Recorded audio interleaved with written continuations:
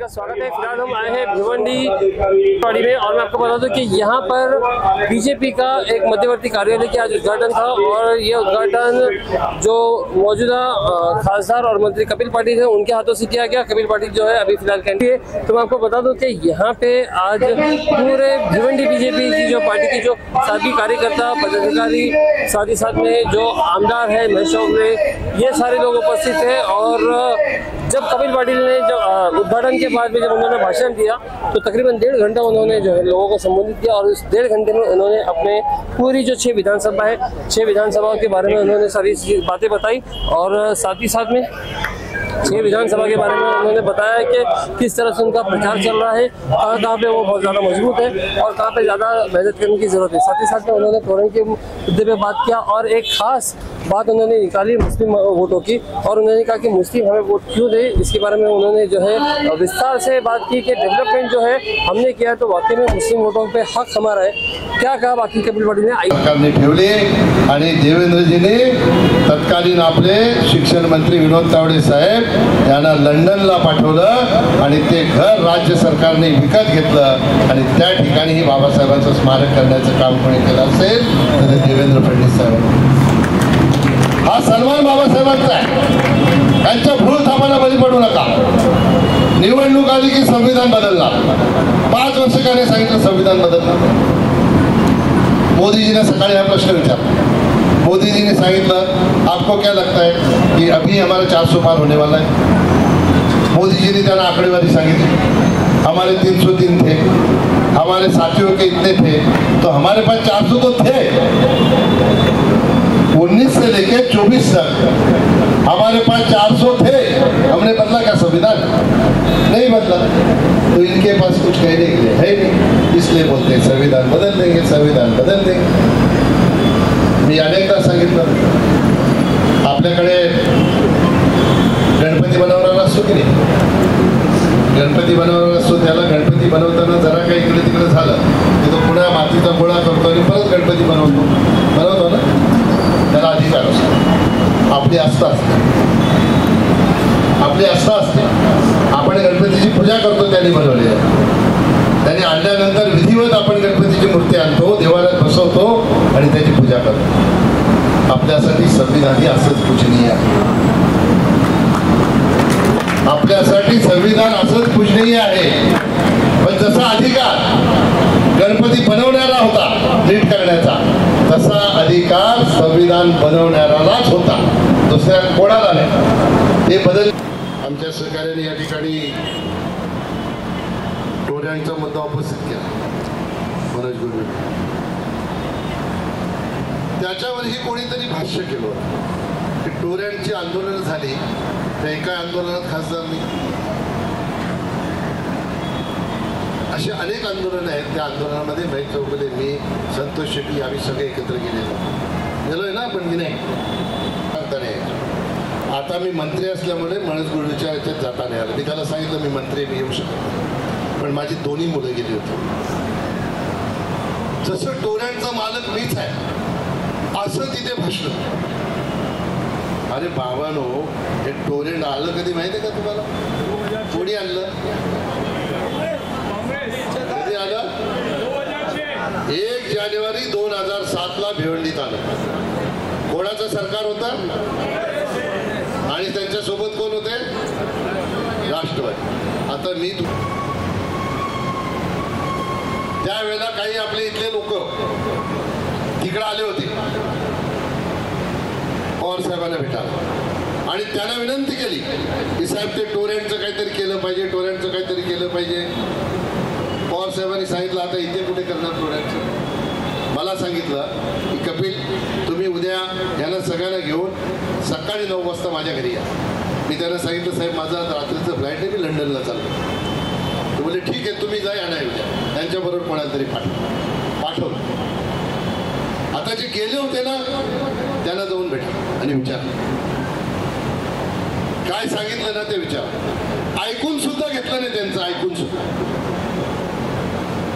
एक शब्द ऐकून घेतला नाही। करू शकत होते की नाही पवार साहेब? का नाही केलं? का आमच्या माथ्यावर मारता? आमचा काय संबंध? आम्ही आणले का टोऱ्या? नाही मिळाली. राईट, चला भिवंडीचा आपण पुन्हा चर्चा करू. 11 मार्च 2020 कोणाचं सरकार होतं? हा, उद्धव ठाकरे. इकडे येऊन जे भाषण करतात ना टोरेंटवर, त्यांच्याच कारकिर्दीत त्यांच्या विधानसभा क्षेत्रामध्ये 11 मार्च 2020 ला काँग्रेस राष्ट्रवादी जितेंद्र आव्हाड केलं की नाही केलं? काय संबंध आहे माझा? का मुंबईला पण टोरेंट मी नेलं? जेव्हा भिवंडीला टोरेंट आलं तेव्हा मी खासदारही नव्हतो, मी कसं आणणार? 2007 ला मी कृषी सभापती होतो, जिल्हा परिषदला अध्यक्षही नव्हतो. मी 2009 ला जिल्हा परिषदला अध्यक्ष आणि 2014 ला खासदार. मला आठवत आहे जेव्हा होतं बरोबर ना, आमच्याच नेत्यांनी पैसे खाऊन एक टोरेंट भिवंडीत आणलेलं आहे. हे कोणी भाषण केलं होतं? काँग्रेसच्या एका नेत्याने, मी नाव सांगत नाही. आणि भाषण काय आमच्या दोघांमध्ये, संतोष मी महेश तिघेही होतो, आमच्या तिघांमध्ये नव्हतं केलं भाषण. समोर 5000 लोक बसले होती आणि हेही सगळे असते. ज्यांना आता विसर पडला असेल तर आठवण देतो, होते की नाही तुम्ही? आमच्या मनोज गुरवी साहेबांना मी शाश्वत करतो, टोरेंट जर कोणावर अन्याय करत असेल तर महेश चौगुले, मी, हर्षद पाटील, संतोष शेट्टी, आमची सगळी नेते मंडळी हे जनतेच्या हितासाठी तुमच्या पाठीशी खंबीरपणाने उभं राहील. टोरेंट काय आमचं जावे लागत नाही, टोरेंट आमचे नातेवाईक नाही. जर जनतेला त्रास होत असेल तर जनतेच्या पाठीमागे आम्ही सर्व शक्तीनिशी उभे राहू. पण हे पाप आहे ना, हे पाप दाखवण्याचं काम आमच्या सहकार्याने केलं पाहिजे. हे काय उठलं की काहीतरी पोपटासारखं बोलायला काय नाही. 10 वर्षात काय केलं? टोरेंट, रस्तेच नाही, पाणीच नाही, हेच नाही, तेच नाही. जे उमेदवार उभे आहेत ना, जे उमेदवार, मी उपाध्यक्ष असताना महेश त्याच्या गावच्या पाण्याची योजना सुद्धा मी केलेली आहे. त्याच्या गावच्या पाण्याची योजना सुद्धा मी केलेली आहे. तर मालकुणीच्या टाकीवरून पाण्याचं कनेक्शन देण्याचं काम मी केलं. काय आम्हाला शिकवतात? 1800 कोटी रुपये ठाणे जिल्ह्याच्या पाणी योजनेसाठी मंजूर आहे. जल जीवन मिशनच्या अंतर्गत हर घर जल हर घर नल ही प्रधानमंत्र्यांची संकल्पना आहे. आमच्या भगिनींना त्रास होऊ नये, प्रत्येकीच्या घरात नळाद्वारे पाणी जावं म्हणून केंद्र सरकार आणि राज्य सरकार 50-50% हिस्सा देऊन पाण्याच्या योजना गावोगावी मंजूर झाल्या. त्याची कामं सुरू आहेत आणि ती लवकरच पूर्णत्वात जातील आणि प्रत्येक गावच्या पाण्याचा. भिवंडी शहराचे रस्ते, अशोक जैन कुठे गेले? तिकडे बसतो. अशोक भाईने एक मिटिंग लावली होती चाचा निर्वाशकडे. आम्ही सगळेच गेलो होतो, महेश, मी, संतोष, हर्षल, सुमित, आम्ही सगळे गेलो होतो मिटिंग. आमच्या एक मुस्लिम भगिनीने आमच्या सांगितलं होतं, मुस्लिम भगिनीने आमच्या, साहब हमारे रोड देखो, ये रोड की वजह से मेरी बहन दुबई में रहती है, वो बोलते हैं मुझे शर्म आती है भिवंडी में आने के लिए. आमच्या बहिणीला जर शर्म वाटत होती तर ही परिस्थिती कोणी निर्माण केली? आम्ही केली. आमच्या बीजेपीचा महापौर झालाय का ती भिवंडी शहरात? झालाय का? हा, बीजेपीचा महापौर कधी झालाय का भिवंडी शहरात? जेव्हा तुम्ही भिवंडी शहरामध्ये बीजेपीचा खासदार केला, बीजेपीचा आमदार केला, शिवसेनेचा आमदार केला, तेव्हा खऱ्या अर्थाने बीजेपीने, शिवसेनेने विकास काय असतो ते भिवंडी शहराला दाखवतो.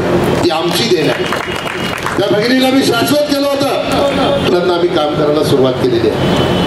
असंच नाही, इथला बिल्डर जेव्हा प्रोजेक्टचं ओपनिंग करतो, बिल्डिंगचा फोटो 2 फुटाचा आणि मेट्रोचा फोटो 20 फुटाचा. हे कशाचं प्रमाण आहे? हे कशाचं प्रमाण आहे? भिवंडीच्या विकासाचं प्रमाण आहे की नाही? भिवंडीत मेट्रो आली म्हणून 20 फुटाचा फोटो लावतो भिवंडीमध्ये की नाही लावत? आता तुम्ही बघा पुढचं आपला वराळ तलाव आहे, त्याचा रस्ता पूर्ण कॉन्क्रिटिंग तर आपण करतो. ताडालीच्या रेल्वेच्या गेट पासून अंजूर फाट्या धामणकर नाक्यापर्यंत आणि धामणकर नाक्यापासून महेशच्या माध्यमातून मंडईपर्यंत आनंदी चौक असं सर्किट फिरणार. एक तरी रस्ता तुमचा राहणार का डांबरीचा? सगळे रस्ते कॉन्क्रीटचे होणार. भिवंडी शहरामध्ये फिरताना तुमची गाडी खड्ड्यात आपटणार नाही याची खबरदारी आम्ही घेतो. आणि ज्या तलावाच्या सर्किटचा रस्ता करतोय ना, माझ्या डोक्यात अशी कल्पना आहे की ते तलावाचं असं सुशोभित करायचं की त्या ठिकाणी ज्याला कोणाला 1 तास असेल त्याला असं वाटलं पाहिजे जावं तर वराळ तलाव. केंद्र सरकारकडे 52 कोटीचा प्रस्ताव आपण दिलेला आहे. 52 कोटीचा प्रस्ताव दिलेला अंतिम टप्प्यात आहे. मान्यता अजून मिळाली नाही, पण लवकरच त्याला मान्यता घेऊन वराळ तलावाचं सुशोभीकरण करण्याचं कामही करू. ज्या काही भिवंडी शहराशी संबंधित समस्या असतील त्या समस्यांचं सगळ्यांचं निराकरण आम्ही करू. काही चिंता करण्याचं कारण नाही, कारण तुम्ही 2 वेळा आम्हाला साथ दिलेली आहे, तिसऱ्यांदाही देणार या बाबतीत माझ्या मनामध्ये तीळ मात्र शंका आहे. पण भावनेच्या भरात मतदान करणं बंद करा. मुस्लिम बांधवांची मतं मागण्याचा खऱ्या अर्थाने अधिकार कोणाला असेल तर फक्त आणि फक्त आम्हाला आहे, महायुतीला. तुम्ही सांगाल महायुतीला कसा?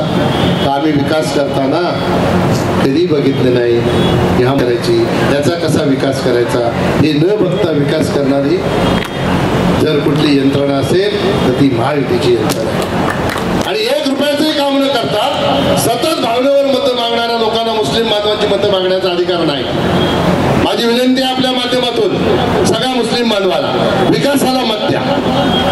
मोदींचे हात बळकट करा. भिवंडीचा चेहरा मोहरा आपल्याला बदलायचा आहे आणि भिवंडीचा चेहरा मोहरा आपल्याला बदलायचा असेल तर मोदींशिवाय पर्याय नाही. सतत भावनेच्या भरात मतदान करणं म्हणजे आपण आपल्या शहराला 50 वर्ष मागे नेणं. आतापर्यंत 55, 60 वर्ष ज्या पक्षाचं सरकार होतं, देशात होतं, राज्यात होतं, ना कब्रस्तान झालं ना काय झालं. झालेत का बघा फिरून. काल परवा एक कोणीतरी सहकारी प्रश्न विचारत होता, भिवंडीत शिक्षणाची व्यवस्था बरोबर आहे का? आमचा मुस्लिम बांधव पत्रकार अंजूर फाट्याला प्रश्न विचारत होता. कोणी विचारलं मला माहित नाही. अरे बाबा, आम्ही तर आता आलोय ना, 10 वर्ष झाली. 65 वर्ष काय केलं ते तर एकदा विचारलं पाहिजे की नाही. माझी सूचना आहे आपल्याला सगळ्यांना, हात जोडून नम्रतेची विनंती, 1 साइड बातम्या चालवू नका. विचारा एकदा जाऊन काय केलं 60 वर्षात सांगा, हिशोब द्या. आम्ही हिशोब मागतो, जनता आम्ही मतं दिलेली आहे, बोल आम्हाला हिशोब दिला पाहिजे. तुम्ही आम्हाला आन्सरेबल आहात, उत्तर दिलं पाहिजे या गोष्टीचं. 1 रुपयाचं 60 वर्षाचं काम तुम्हाला दिसतंय का? ही आपली भिवंडी महापालिका ब्रिज बनवत होती, या ब्रिजला कर्ज घेऊन ब्रिज बनवलेला आहे.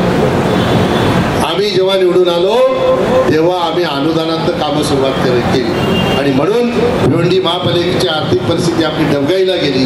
कर्जाच्या पोटी, व्याजाच्या पोटी सगळे पैसे द्यायला लागत होते. अशी परिस्थिती बनवण्याचं काम ह्याच लोकांनी, या शहराला मागे नेण्याचं काम. आणि म्हणून आपल्याला सगळ्यांना माझे हात जोडून विनंती आहे, आपण केलेला विकास हा जनतेपर्यंत पोहोचवण्याचं काम आपल्या महायुतीच्या कार्यकर्त्यांनी करावं, जेणेकरून आपल्या महायुतीच्या लोकांना ह्या सगळ्या गोष्टीचा ॲडव्हान्टेज. आता मी खासदार होण्यापूर्वी एक तरी केंद्र सरकारचा निधी कधी आला होता का इथे? आला होता? आता तुम्ही 6,000 घरकुलं, प्रधानमंत्री आवास योजनेची 6,000 घरकुलं, 1800 कोटीची योजना. किती?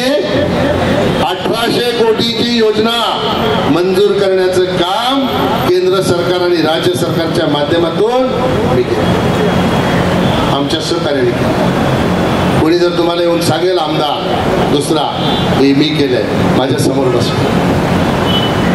ही महाप्रीत म्हणून राज्य सरकारचं एक डिपार्टमेंट आहे, म्हाडा करत नव्हती, पण महाप्रीतकडे ते वर्ग करून केंद्र सरकारच्या हरदीप सिंग पुरी नगर विकास मंत्री यांच्याकडे त्याला सोबत देऊन आपले आधीचे कमिशनर कोण होते यांच्या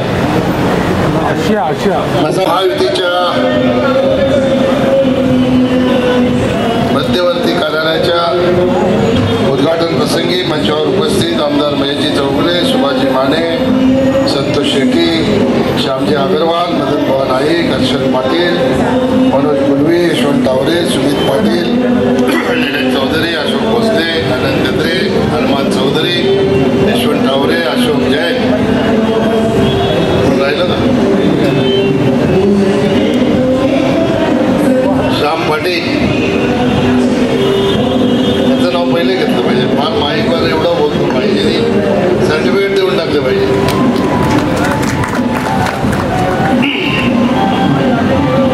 मंचावर उपस्थित सर्व सन्माननीय उपस्थित महायुतीचे कार्यकर्ते, बंधू भगिनी आणि पत्रकार मित्रांनो, सगळ्यात आधी माझ्याच कार्यालयाचं उद्घाटन झालं असं मीच जाहीर करतो आणि सगळ्या महायुतीच्या कार्यकर्त्यांना एक गोष्ट निश्चितपणाने जी परंपरेने आलेली आहे ती सांगू इच्छितो. या अशोकनगरच्या परिसरामध्ये कार्यालय उघडणं म्हणजे आपल्या विजयाचं खातं उघडण्यासारखं. 14लाही आपण उघडलं, 19ला 14ला पलीकडे होतं, 19ला इथेच उघडलं आणि आता 24ला इथं उघडलं. हे 100% आपली हॅट्रिक होणार या बाबतीत निर्मात्र शंका नाही. माझ्या आधी दोन्ही भाषणं झाली, दोघांच्या भाषणामध्ये एक मुद्दा आला, 3 भाषणं झाली. दोघांच्या भाषणात एक मुद्दा आला, त्यांनी सांगितलं की कुठे काय चाललंय त्याच्याकडे लक्ष द्यायचं नाही, कुठे काय चाललंय याची कोणाला माहिती पाहिजे असेल तर त्यांनी मला माहिती विचारली.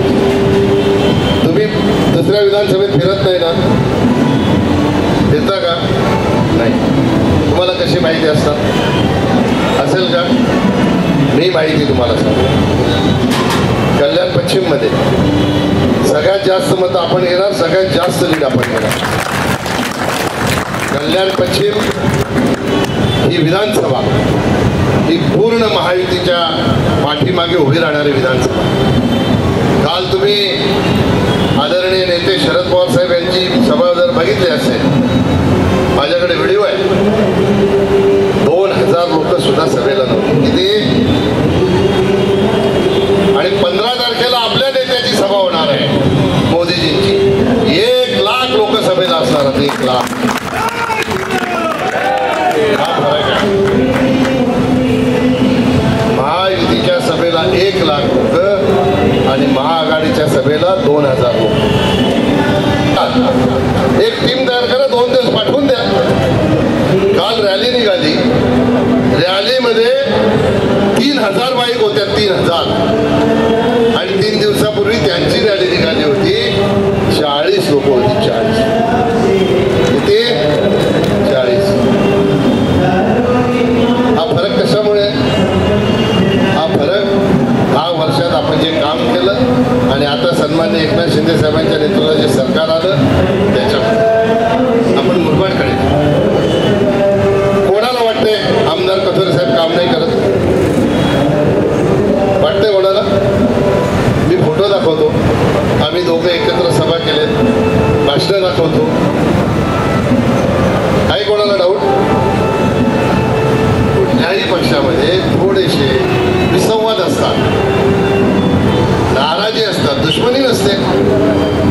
शेवटी आपण सगळे एका विचाराचे आहोत, एका पक्षाचे आहोत. त्याच्यामुळे झुकून देऊन त्यांनी कामाला सुरुवात केली.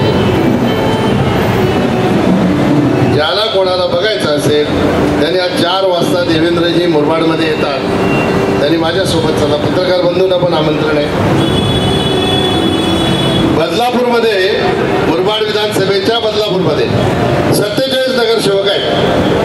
47 पैकी 46 महायुतीचे आहेत, 26 शिवसेनेचे, 23 शिवसेनेचे, 20 BJPचे आणि 3 राष्ट्रवादीचे. अजितदादा पवार. 47 पैकी 46 एका बाजूला आणि जो एकमेव अध्यक्ष राष्ट्रवादीचा होता त्याने ही अध्यक्षपदाचा राजीनामा देऊन टाकला. राष्ट्रवादीच्या अध्यक्षांनी अध्यक्षपदाचा राजीनामा 2 दिवसापूर्वी दिला. पण मी जबाबदारीने तुम्हाला सांगतो, जिथे राष्ट्रवादीचा अध्यक्ष आहे त्याच्या वार्डात सुद्धा आपणच लीड घेणार. आणि मुरबाड विधानसभेची परिस्थिती अशी आहे की मुरबाड तालुक्यात सुद्धा आपल्याला लाख मतं मिळतील, बदलापूरमध्ये लाख मतं मिळतील, कल्याण ग्रामीणमध्ये 15,000 मतं मिळतील, अंबरनाथ ग्रामीणमध्ये 15,000 मतं मिळतील. ही मुरबाड विधानसभेची परिस्थिती. आता तुमची मी सांगू का तुम्हाला, ती तुम्हाला माहीत आहे, तुमची तरी तुम्हाला माहीत आहे ना. हा, आता तुम्ही तिकडे जाऊन सांगितलं पाहिजे जे मी सांगतो.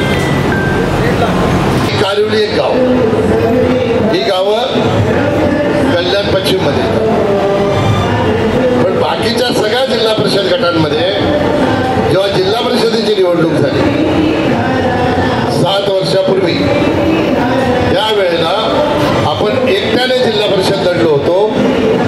शिवसेना, राष्ट्रवादी, काँग्रेस, कुणबी सेना, कम्युनिस्ट, मनसे हे 6 पक्ष आपल्या विरोधात लढले होते. किती? 6 पक्ष आपल्या विरोधात लढले होते. 6 पक्षाची मिळून 79,000 मतं होती. 6 पक्षाची मिळून 79,000 मतं होती आणि आपली एकट्याची 81,000 मतं होती. किती होती? 81,000. आता मी जबाबदारीने विधान करतो, आपल्या लोकांनी चर्चा करणं बंद करा. भिवंडी ग्रामीणमध्ये जसं शहरात महेंद्र बोलला की 1.5 लाख मतं घेऊ, तशी भिवंडी ग्रामीणमध्ये ही 1.5 लाख मतं आपल्याला 100% मिळणार. ही काळ्या दगडावरची राहायला शहापूरमध्ये लाख मतदान झालं तर तुम्ही समजा त्यातले 50% आपल्याला मिळतील आणि 50% दुसरीकडे विभाग. काही जातीपातीचं राजकारण कुठे सुरू नाही, हे फक्त स्तोम माजवतात. काही राजकारण जातीचं सुरू नाही, फक्त राजकारण सुरू असेल तर फक्त आणि फक्त महायुती आणि मोदींचंच. भिवंडीला भाषण करताना काय सांगणार? कल्याण पश्चिम वन साईड. कल्याणला भाषण करताना सांगणार मुरबाड वन साईड. मुरबाडला गेले की सांगणार शहापूर वन साईड. शहापूरला गेले की सांगणार भिवंडी वन साईड. अरे बाबा, जिथे भाषण करताना तिथं सांगा ना, इथं आम्ही वन साईड आहोत. सांगायला पाहिजे की नाही? सांगायला पाहिजे. मी सांगितलं की नाही भिवंडी ग्रामीणमध्ये काय, भिवंडी शहरात काय सांगितलं की नाही सांगितलं? हे माझा आत्मविश्वास नाही, हे तुमच्या मनगटातल्या ताकदीच्या जोरावर मी सांगतो. महायुतीच्या कार्यकर्त्यांच्या मनगटाच्या ताकदीच्या जोरावर हे मी सांगतो.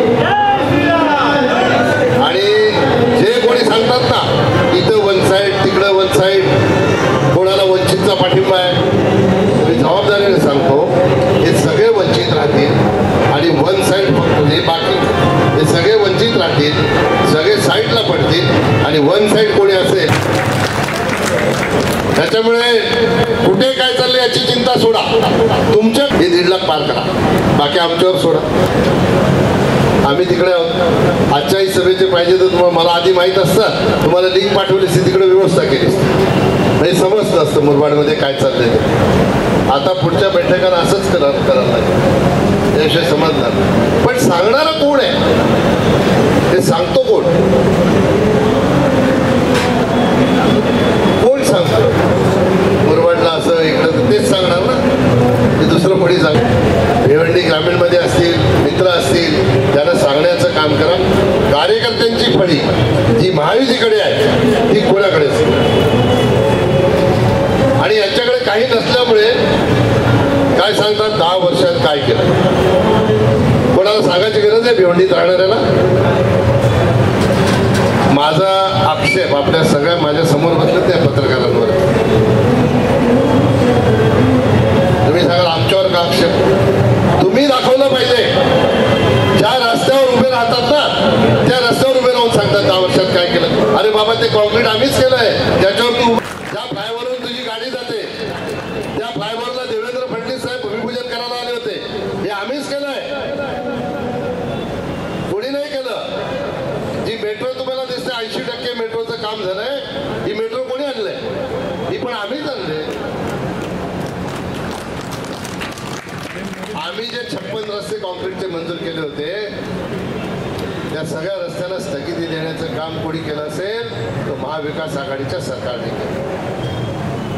पाण्याची योजना मंजूर झाली आहे, वर्क ऑर्डर झाली, कामाला सुरुवात राहावं म्हणून 428 कोटीच्या अंडरग्राऊंड ड्रेनेज सिस्टमला स्थगिती देण्याचं काम केलं होतं. ती स्थगिती उठवून खऱ्या अर्थाने काम पूर्ण करण्याचं काम कोणी केलं असेल तर ते आम्ही केलं, देवेंद्रजींच्या आशीर्वादाने आम्ही. आज तुम्ही भिवंडीमध्ये सहज प्रवास करू शकता का? अडथळा येतो ना फिरायला भिवंडीत? काय येतो? किती रस्त्यांच्या कॉन्क्रीटची कामं सुरू आहेत?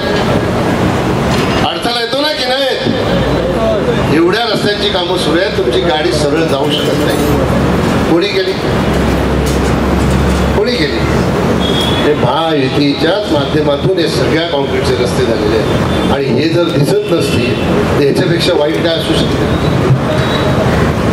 एक जणांनी सांगितलं की आरोग्यासाठी काही केलं नाही. एकदा माझी तुम्हाला सगळ्यांना विनंती आहे, त्यांच्या सोबत जाऊन एकदा त्या हॉस्पिटलची व्हिजिट करा. माहीत पडेल तुम्हाला काय त्या हॉस्पिटलमध्ये. सरकारच्या सगळ्या योजनांचे पैसे घ्यायचे, गोरगरीब जनतेचे, महात्मा फुले योजनेचे, आयुष्यमान भारत योजनेचे दुसऱ्या हॉस्पिटलमध्ये न्याय. एवढं सुंदर काम तुम्ही करता, आम्हाला एकदा दाखवा तर खरं काम काय. दाखवलं पाहिजे की नाही दाखवलं पाहिजे? तुम्हाला मी केलेल्या कामाला कुठे व्हिजिट करायचे असेल ना, माझ्यासोबत चला. एक एक काम फिरलंय.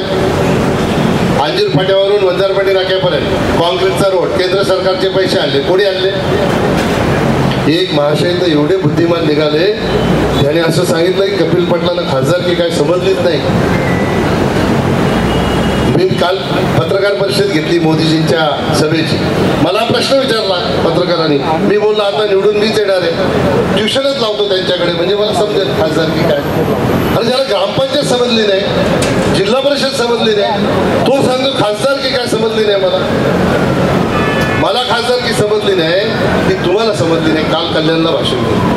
डम्पिंग ग्राउंड कोणाचं काम आहे? खासदाराचं काम आहे. डम्पिंग ग्राउंड बघणं कोणाचं काम आहे सांगा? पत्रकार, महापालिका ना, बरोबर आहे ना की नाही? आता हे काम काय खासदारांनी करायचंय? महापालिकेला कुठे अडचण आली निधीसाठी तर ते काम मी करणार. कल्याणला माझं ऑफिस आहे, 10 वर्ष झाली. आठवड्यातनं 3दा जातो. महोदयांनी सांगितलं 5 वर्षात एकदा येतात. भिवंडी लोकसभेत पण 5 वर्षात एकदा, कल्याणला पण 5 वर्षात एकदा, मुरबाडला पण 5 वर्षात एकदा. माझं ऑफिस शहापूर सोडून सगळ्याच विधानसभेत ऑफिस. येणाऱ्या काळात शहापूरला पण आणि सगळीकडे मी जेवढा जातो तेवढा खासदार कोणी जर जाणार आपल्याला बघायला मिळाला तुम्हाला मी का तुम्हाला सांगतो की दिशाभूल तुमची जी केली जाते ना ती दिशाभूल तुमची. एकाने जर प्रश्न केला की स्वतःच्या केंद्र सरकारच्या मंत्री झाल्यानंतर काय केलं? अरे बाबा, मी इथे जाऊ दे, माझ्या मंत्रालयाच्या माध्यमातून 2,69,000 ग्रामपंचायतींना डायरेक्ट पैसे देतो गावाच्या विकासाला. ते माझ्या लोकसभेत नाही, अख्ख्या देशात देण्याचं काम.